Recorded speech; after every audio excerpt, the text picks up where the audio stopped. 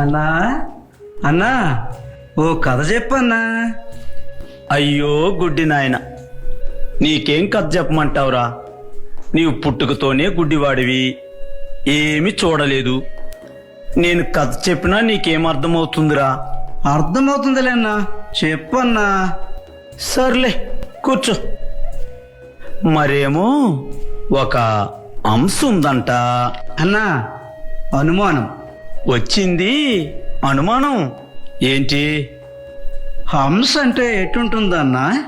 హంస అంటే తెల్లగా ఉంటుంది. తెల్లగా అంటే ఎటుంటుందన్నా? నీకెలా చెప్పేదిరా? కొత్త గోడకు సున్నం కొడితే ఎట్లుంటుందిరా?